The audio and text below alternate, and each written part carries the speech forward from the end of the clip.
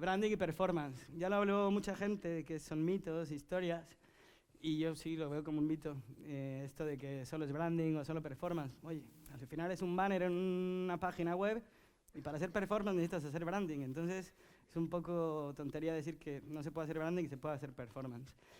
Para mí, y yo creo que dentro del grupo, el usuario siempre es lo más importante. Y entonces nos centramos en hacer un anuncio que sea relevante y que cada contacto con la marca sea significativa.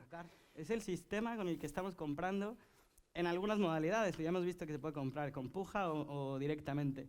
O sea que no es lo mismo que compra programática, ya lo veremos, ya lo explicó también Xavi.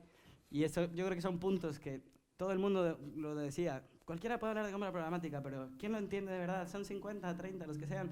Hay temas que son muy sencillos o básicos, pero que todavía no llegamos a entender. Una cosa, y pongo un ejemplo, siempre que hablo con los clientes, mis compañeros y tal, y pongo el ejemplo este del macro.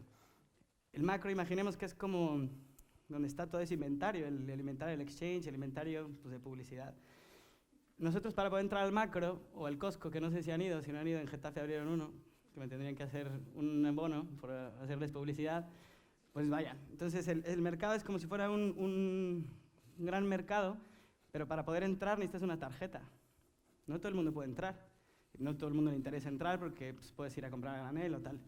Pero entonces, teniendo esta tarjeta, son nuestras tecnologías. Trabajamos con muchas tecnologías, algunas mejores, algunas peores, algoritmos distintos, que dan mejor servicio, que dan menos servicio. Y eso ya nosotros vamos a ir viendo con qué vamos a trabajar.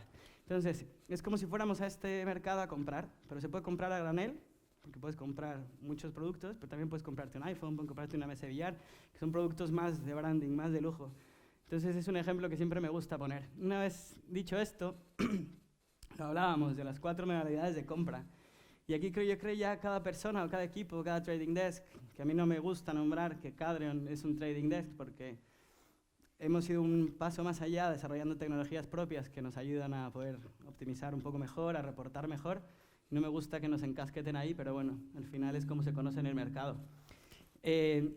Aquí entra no sé, dilema, ¿no? De decir, oye, ¿cómo compro? Porque ahora está de moda esto del directo, del garantizado, del header bidding y todas estas historias que escuchamos. Yo creo que depende mucho, pero para mí este modelo, igual me tiran las frutas ahora, pero para mí el modelo tenemos que aprovecharnos de los algoritmos, porque nadie ha hablado de algoritmos. Tenemos un montón de tecnología, ha habido un montón de inversiones y ha habido un montón de historias que nos permiten utilizar esta tecnología a través de una puja. Yo, es como cada que hablo con mi equipo, le digo, pero es que nos tenemos que centrar en que tenemos que pagar el precio justo por cada usuario. Igual aquí no todo el mundo le gusta, yo qué sé, ir a Canarias, o a otro le gustaría ir a Las Vegas. Cada uno es distinto. Entonces tenemos que sacarle de verdad el jugo a este modelo. Pero yo creo que todavía el acceso alimentario y la cualificación de audiencias les falta que nos llegue esa transformación digital. ¿Va a llegar? Sí, sin ninguna duda. Empecemos por la parte de inventario. Yo creo que la parte de inventario de venta de SSP, la parte de SSP, ha venido muy vinculada de la parte ad serving. Yo creo que grandes proyectos programáticos, que además pues, conocemos muchos, ¿no? Pues Adform, por ejemplo. Adform es una solución tecnológica que originalmente viene del ad serving de agencia que ha derivado su solución de SP.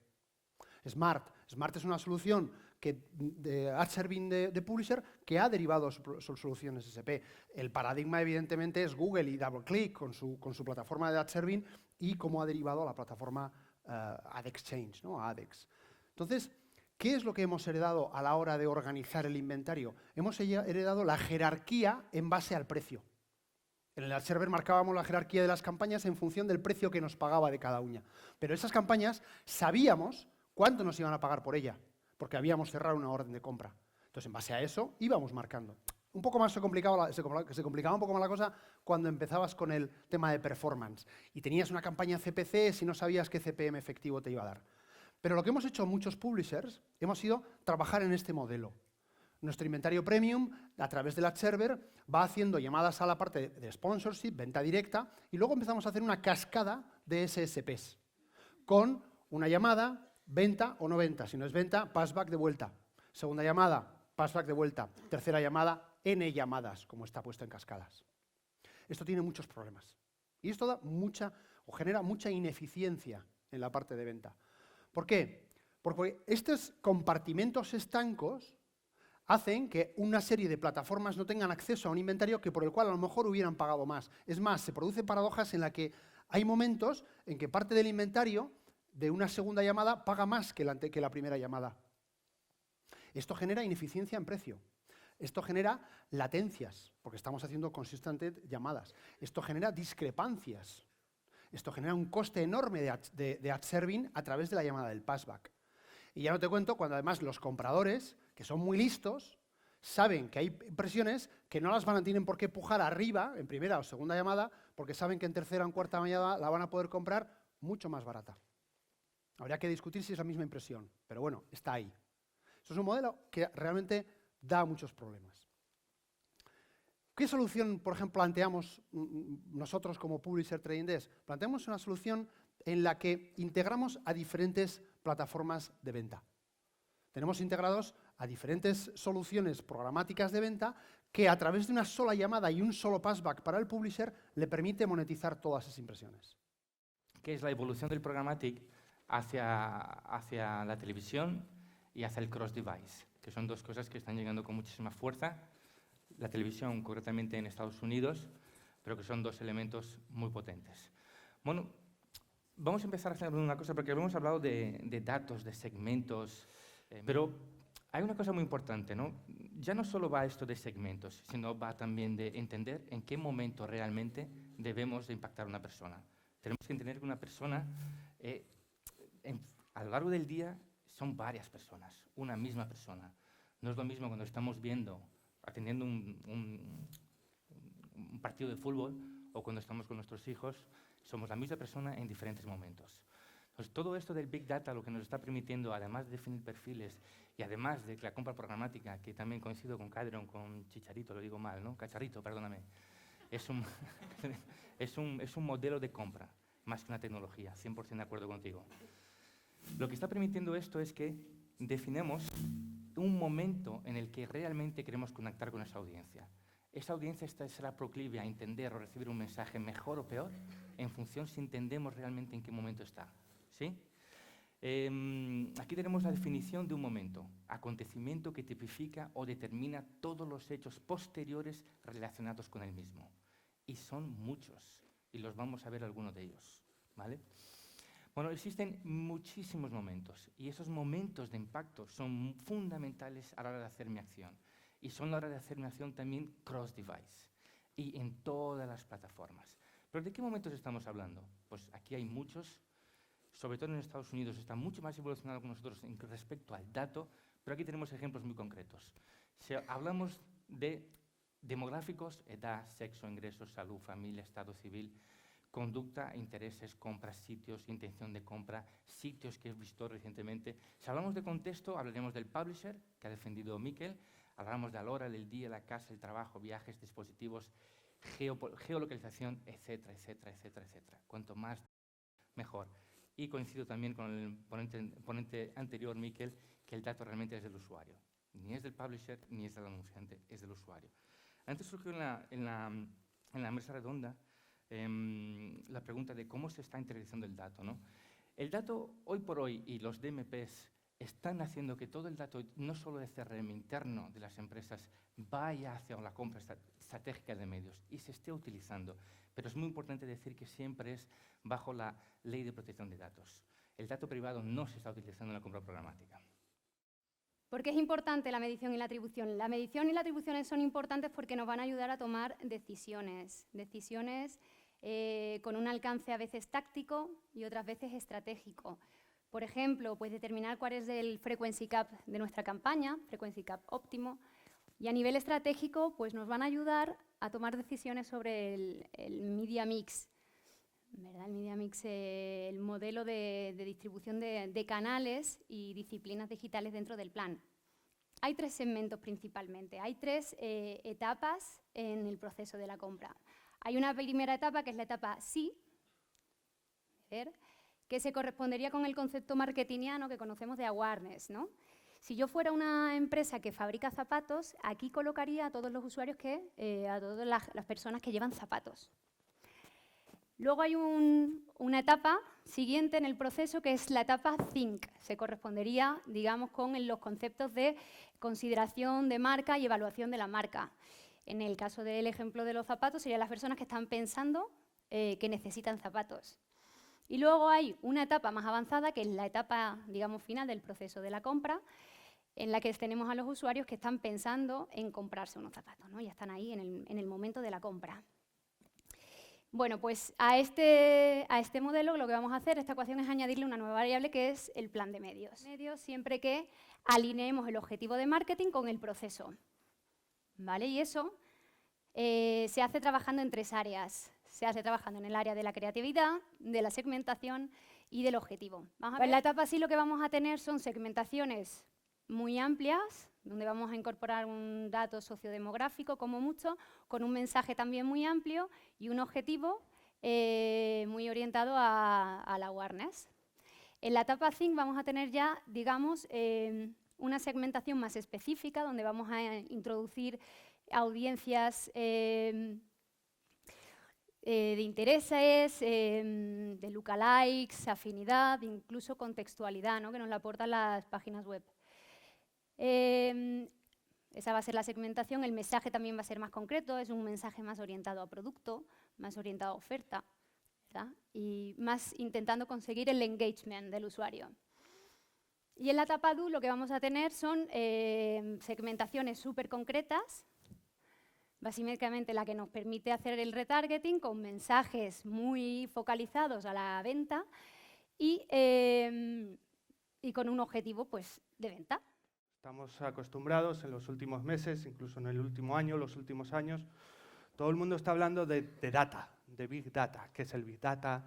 Datos estructurados, datos no estructurados, cómo manejamos estos datos, las 3 Vs, incluso las 4 Vs, velocidad, veracidad, etcétera, etcétera. Hoy me gustaría dar una visión un poco diferente de los datos.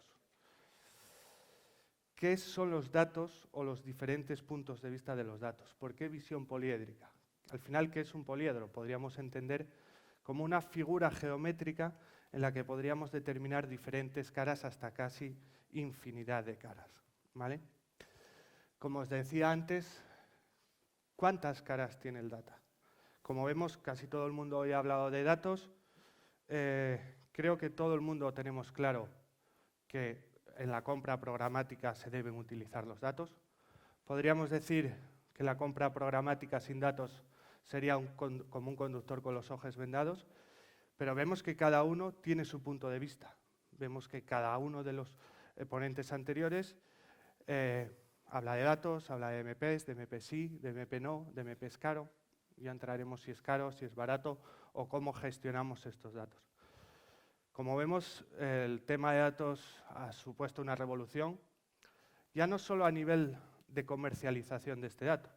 Si ponemos un ejemplo muy sencillo, vemos 3 de las empresas más importantes hoy, un Facebook, un Airbnb, un Uber, no son propietarios de coches, no son propietarios de viviendas, ni son propietarios de contenidos, pero han sabido aprovechar y estudiar el dato para dar un servicio único al usuario.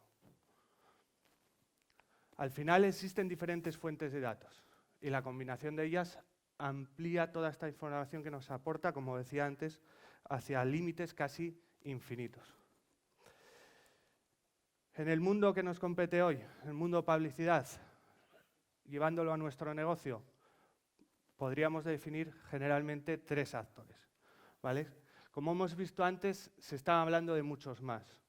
Se están hablando de plataformas tecnológicas. Desde mi punto de vista, hoy vamos a ver 3 actores fundamentales. 3 que podríamos convertir en 4. ¿Por qué 3, 4? 1, el anunciante, por supuesto. Vemos que cada día más son los anunciantes los que están apostando por los datos y viendo el valor que estos datos pueden dar a su compañía. ¿Por qué meto un cuarto? Porque ya veremos luego quién tiene que activar estos datos. Son las agencias de medios, los que tendrían que activar los datos siempre de la mano del anunciante. Publisher, por supuesto, por supuesto. Como sabemos todos, pueden alcanzar una gran cobertura. En el mercado español, hasta el momento, muchos están preguntando ya por los datos, por las plataformas para la gestión de datos, pero todavía son pocos los que lo están utilizando. Si vamos a un mercado como el francés, por ejemplo, vemos que entre el 60 y el 70% de los publishers ya están utilizando plataformas para la gestión de datos. Y por último, algo que se ha nombrado muy poco hoy, pero creo que es muy importante, los data providers. Plataformas de terceros que nos van a dar cierto valor en cuanto a la aportación de nuestros datos. Se ha hablado bastante de data. ¿Qué es lo más importante de cara a la hora de comprar, desde el punto de vista de un anunciante, de una agencia? Lo que mejor funciona es lo que se llama First Party Data. First Party Data es, yo genero unos píxeles, los implemento y eso me genera cookies. Ese es el data más básico, por así decirlo, la definición más básica. ¿Por qué el First Party Data es más importante? Porque es el que, por ejemplo, un estudio que hemos hecho es, si un usuario visita la página de un cliente, tiene 10 probabilidades más de convertir que un usuario que no lo ha visitado. Eso ya os dice todo. Está enfocado un poco más a la parte de remarketing, usuarios que entran, no visitan y se les va a impactar para que conviertan. Pero es muy importante. Estamos hablando de cosas, me han gustado mucho las presentaciones hasta ahora, porque lo que veo es que hemos avanzado bastante. Se está hablando de datos de CRMs. Sí, se puede hacer. El cliente puede coger sus datos y literalmente pasarlos de offline a online. ¿Por qué no? Son datos que se tienen ahí, utilizadlos. No es tan sencillo como hacer así, no es una varita mágica, pero tenemos que empezar a pensar un poco así todos, yo creo. ¿Qué ocurre con los otros datos que hay? Third Party Data, datos que se han mencionado, datos que tú puedes comprar, que te dan los proveedores y demás.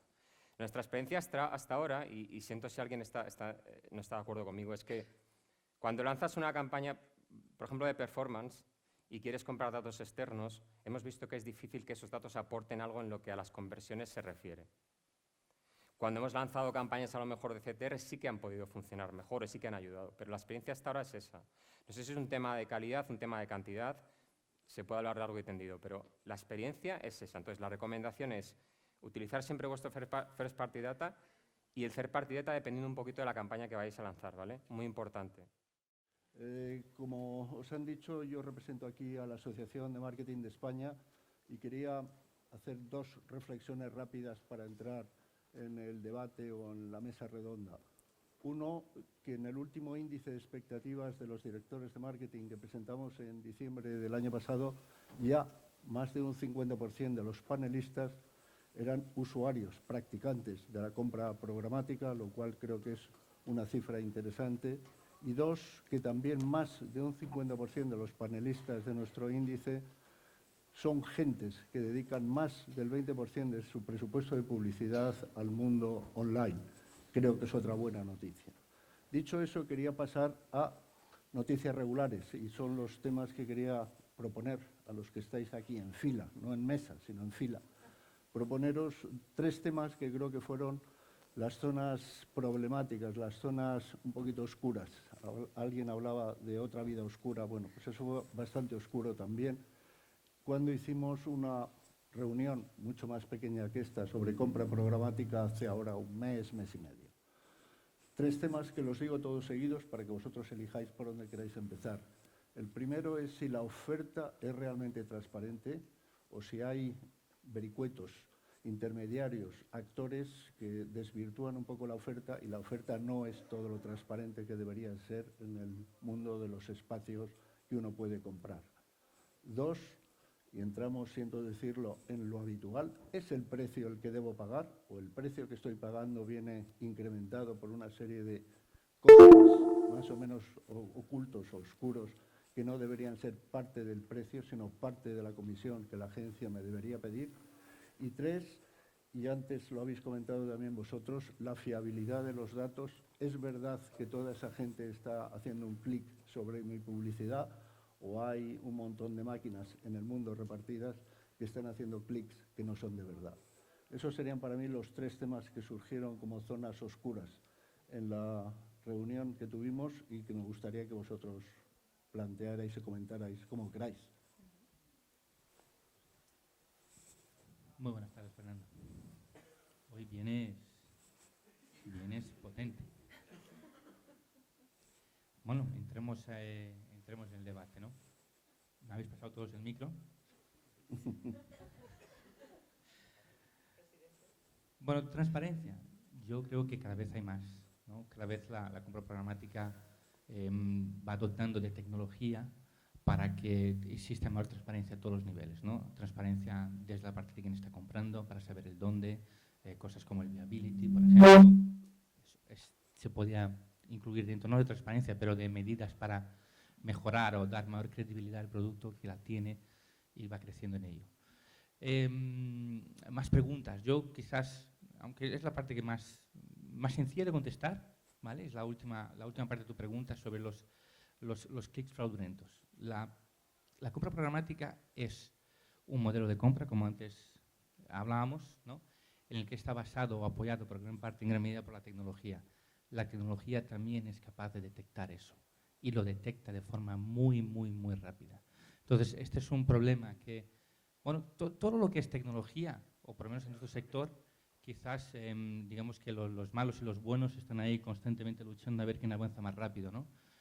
Yo tengo una buena noticia y quiero que toda la mesa compartiera conmigo la misma idea de que van ganando los buenos, de cada vez la gestión de la publicidad o la gestión de los plazos inventarios cuenta con un desarrollo tecnológico suficiente para evitar el fraude, para garantizar la calidad de lo que están invirtiendo, para medir con éxito los resultados de esta acción y para dar mayor rentabilidad a los anunciantes, ¿no? Yo creo que todas estas falta de transparencia, fraude y demás, hemos puesto todas las empresas medidas para cortarlos de raíz. Que vendrán otras tecnologías e intentarán saltársela, no me cabe la menor duda, pero sé que estaremos empresas punteras detrás invirtiendo fuertemente en evitarlo y en erradicarlo del sector. Vale, yo no sé si ganarán los buenos o los malos, lo que creo que la batalla nunca va a pararse. La batalla va a ser constante y continua. Haremos pequeñas batallas, nunca ganaremos una guerra, ganaremos pequeñas batallas, que yo creo que es lo que es verdad. El fraude va a existir y existirá siempre como ha existido toda la vida. La cuestión es poner los medios y la tecnología para evitarla. Transparencia, estoy completamente de acuerdo con la magnífica respuesta que has dado, cada día hay más, y creo que es positivo que haya cada día más. Yo creo que los intermediarios son positivos en la medida que aporten valor, y esto es importante. Yo creo que la tecnología, lo bueno que tiene la tecnología es que, entre comillas, nos pone a todos desnudos. Estamos todos, demostramos si valemos o no valemos. Pero eso requiere un poco más de transparencia, quizás, ¿vale? Estoy de acuerdo. Y la tercera pregunta estaba relacionada a precios, ¿no? ¿Cómo están los precios? Nuestra experiencia está relacionada con los publishers, con los editores, a la hora de tratar de vender su inventario programático. Yo creo que el gran problema y el trabajo que están haciendo los publishers y los editores ahora mismo está en conseguir bienes escasos. Yo creo que el gran problema que ha tenido la parte de la venta es que nuestra oferta ha sido indiferenciada. No éramos capaces de diferenciar un tipo de impresión de otro, con lo cual estábamos haciendo una masa de inventario indiferenciado que competía por un número limitado de campañas o de compradores empuja. Ante una oferta que supera a la demanda, evidentemente los precios van a la baja. Y eso es lo que ha pasado, que los precios han ido a la baja a raíz de esta indiferenciación de la oferta. El gran trabajo que tenemos que hacer desde la parte de venta, y los editores en particular, está en diferenciar nuestro inventario, en hacer que sea un bien escaso, conseguirlo diferenciarlo a través de data, a través de inventario de formatos notorios, a través de posiciones, a través de brand safety, a través de visibilidad. Esos elementos van a hacer que nuestro inventario sea diferenciado y consecuentemente sea de mayor precio. Una última referencia al tema de precios. Nosotros, Zodiac, desde hace 6 meses está trabajando en Alemania. Tenemos una joint venture con una compañía alemana y hemos lanzado nuestra solución tecnológica allí. Y os aseguro que programático no es barato. O sea, programático, la asociación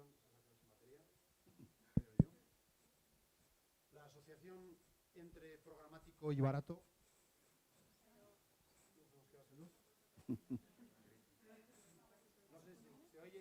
Sí. Hola. Creo que sí. Vale, yo creo que la asociación entre programático y barato tenemos que romperla. Programático también puede ser premium, también puede ser precioso. Yo os aseguro que los precios que estoy viendo, la verdad es que el primer día que los vi pensé que era una broma o alguien se había equivocado, ¿vale? Pero no, los precios que se pueden pagar ante inventario escaso, bien cualificado, con buena audiencia y formatos notorios, los precios son realmente.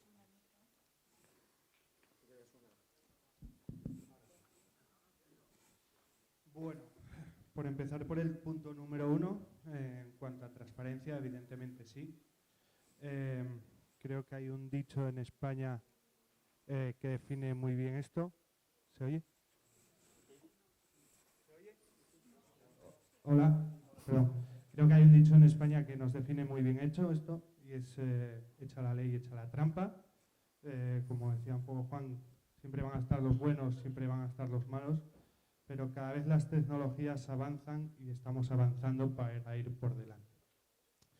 En cuanto hablábamos de la veracidad de los datos, en este punto no sé si estamos hablando de la veracidad de los datos que estamos comprando.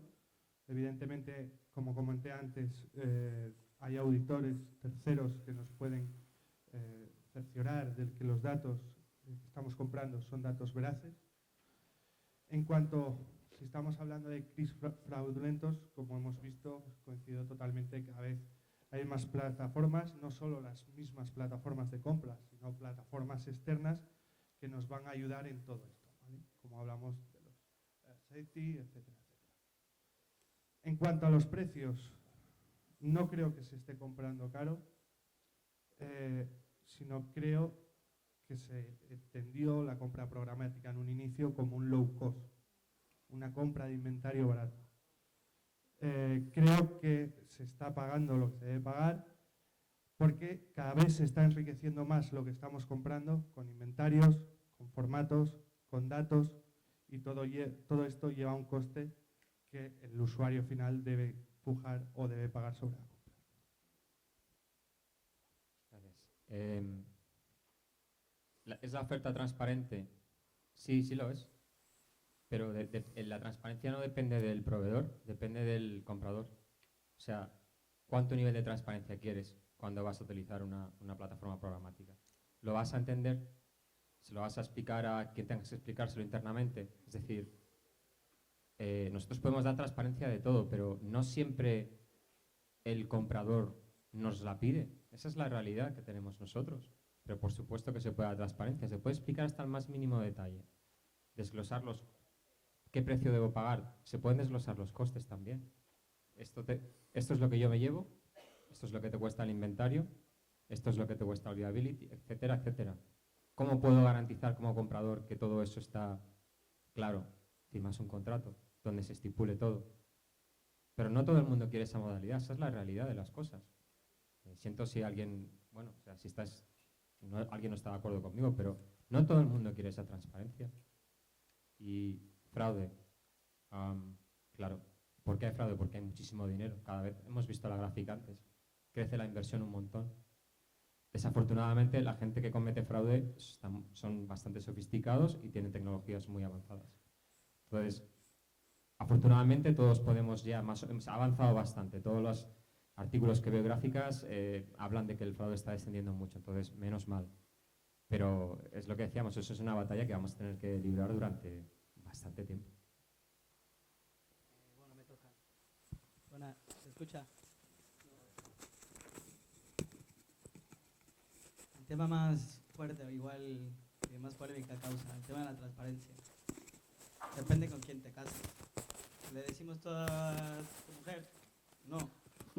O sí, depende. Pero si tú, la relación que forjes, con quien la tengas que forjar, están claras las cosas, la transparencia existe y está ahí. Y en nuestros casos, creo que no hay ninguna duda. El tema de los precios. Hasta habrá que ver qué pase con el tema del header bidding. Habrá que ver todo el programmatic guaranteed, si de verdad pagar esos CPMs tan altos nos merece la pena, o ir al modelo de puja, o ir al modelo en bulk. Depende, hay que probarlo, hay que testarlo. Estamos todavía en ese nivel que estamos un poco en pañales. Yo creo que los precios no son caros. Me acuerdo cuando estaba trabajando en High Media, llegábamos a comprar campañas en Nueva York, en el New York Times, que pagábamos CPMs de 60, 70 dólares. Eso era un CPM alto. Ahora un CPM de 8 o 9, pues bueno, lo vale porque es un formato chulo, es un skin, es un vídeo. Pues eso yo creo que es un poco la parte del publisher. Añada ese valor añadido de los datos, de una posición más tal, que no nos metan toda la cantidad de banners ahí como nos meten en algunas páginas que está ahí taca, taca, taca. ataca y sale de un lado y del otro. Y eso yo creo que es seguir testando y probando yo creo que es como la economía, ¿no? O sea, se estabiliza en cierto modo. Y el tema del fraude, yo como mexicano no me gusta que me roben, y ahí son más ratas que en ningún lugar del mundo. ¿Hay medidas de controlarlo? Sí. Nosotros en la empresa cada vez estamos más enfocados a esto, trabajamos con tecnología. Con algunos sí, con algunos no, que aquí ya me echaron la pega.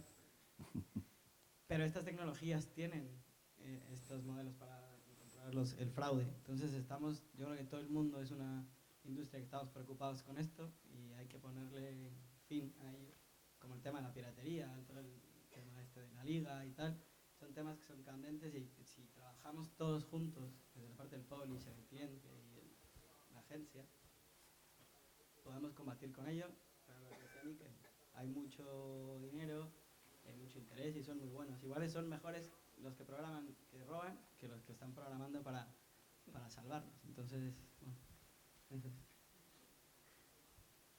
Bueno, tema fraude. Existe una realidad que existe el fraude de clic concretamente, estabas preguntando, pero también es cierto que cada vez hay más tecnologías que filtran todos esos clics. Y bueno, yo me acuerdo hace ya 10 años, no sé si os acordáis, cuando se decía que el SEM, ¿no? que AdWords concretamente, en realidad había muchos clics fraudulentos detrás, ¿no? y que se iba a acabar, que no tenía ningún futuro el SEM ni AdWords porque muchos de los clics eran falsos, ¿no? Y sin embargo, bueno, pues es que a día de hoy nadie pone en cuestión que los clics de SEM sean falsos, ¿no? ¿Por qué? Porque durante 10 años se ha estado trabajando en toda esa parte de desarrollo tecnológico para filtrar y para evitar que el fraude exista, ¿no? y que ponga en peligro las campañas. Yo creo que cada vez en display pues estamos más llegando a ese punto. Muy bien. A estas horas no se me ocurriría plantear ningún otro tema, ni loco. Sí decir algo que, como no solo he trabajado en marketing, sino también en publicidad, algo que surgió en esa misma jornada de compra programática. El anunciante, es verdad, paga mal el esfuerzo y la inversión que se está haciendo por parte de los socios que trabajan en la compra programática. A ver si un día lo arreglan. Gracias. Buenas tardes.